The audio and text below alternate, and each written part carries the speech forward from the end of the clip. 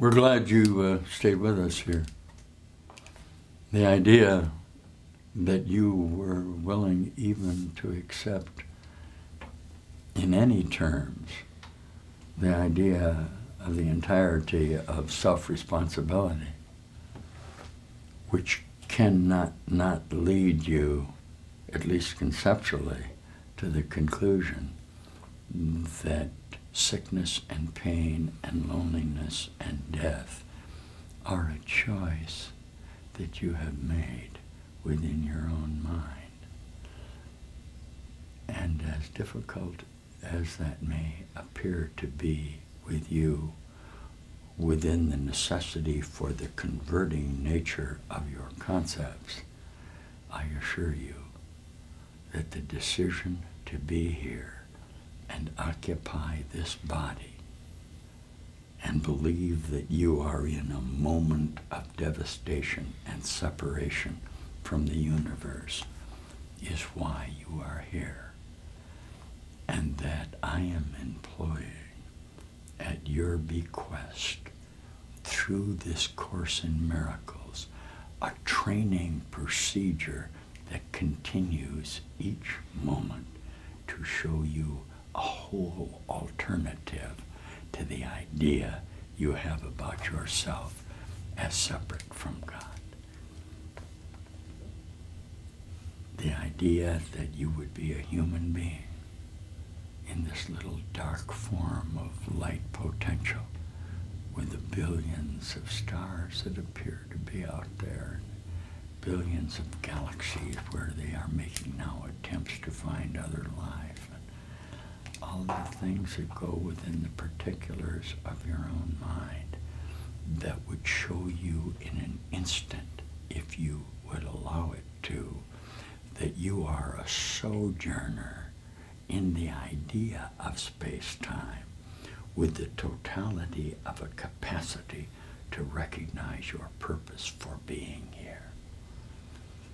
You're searching within the fabric of your own mind an idea of a resolution that you know is possible within time, but that you have been unable to find within the continuing revision of the necessity to stay self-contained and to define yourself as that body and get old and die.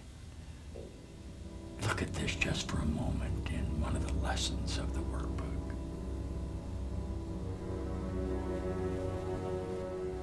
This is about you. All things are given you. God's trust in you is limitless. He knows his Son. He gives without exception, holding nothing back that can contribute to your happiness. And yet, unless your will is one with his gifts are not received.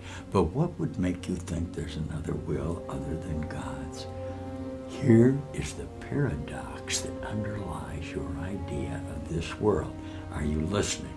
This world is not the will of God, and so it is not real.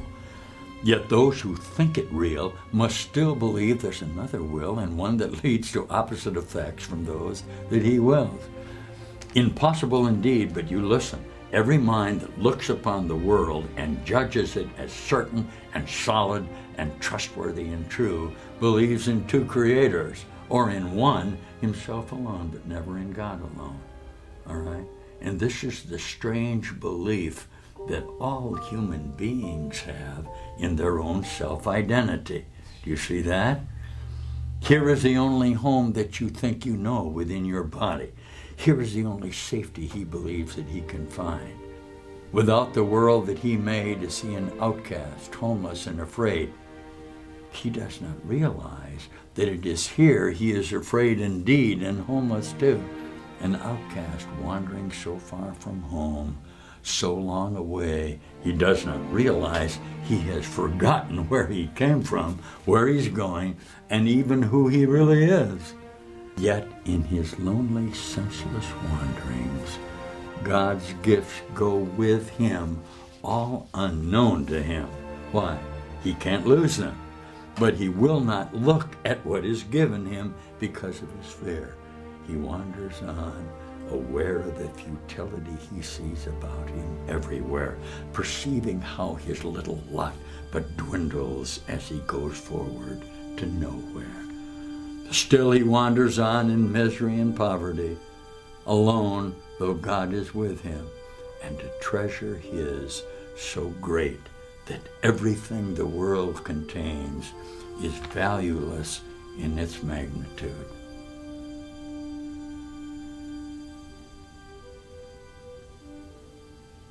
I wanted to talk to you just for a moment about that because it's a definition of how you're looking at yourself within this world.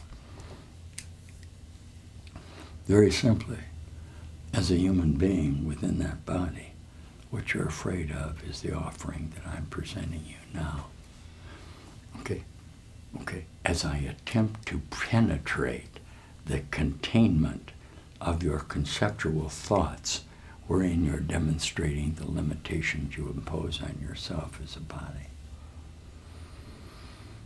So you've come into this parameter of consciousness with me, and I'm a figure within your idea of yourself, attempting to show you that surrounding you is a power of universal mind demonstrated by light, energy, electromagnetic energy that will enlighten the association of the particle wave identity by which you maintain a molecular structure of an idea separate from what you are.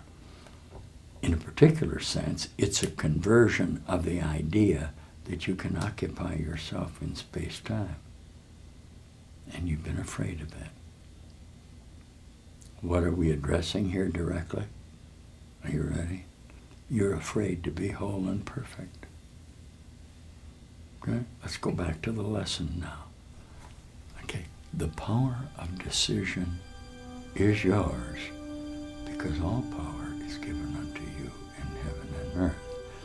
If this is true, the decision to be that body and to occupy yourself within that space-time reference is exactly and precisely why you're here. Let's reiterate it just for a moment from the workbook. Here it is. This is the decision. No one can suffer loss unless it be his own decision. No one suffers pain except his choice elects this state for him. You listening? No one can grieve, nor fear, nor think him sick, unless these are the outcomes that he wants, and no one dies without his own consent. Nothing occurs but represents your wish, and nothing is omitted that you choose. You listening? Here is your world, complete in all details. Here is its whole reality for you, and it is only here that salvation is. So, the idea that the decision is yours to make has entered into the fabric of possibility within your own association. Look with me, will you, just for a moment, because I'm in your mind, and I'm under your instructions to offer you a healing at this time and place. Will my healing be based on what the world thinks you are? Try not to continue in the absurd insanity that this world has anything to do with what you really are. It doesn't. This world is a momentary containment within your own mind that has disallowed you to see the converting agency present with us now at this moment as we communicate with the power of love in the forgiveness mode of laying down the defenses that previously constituted our idea of attack.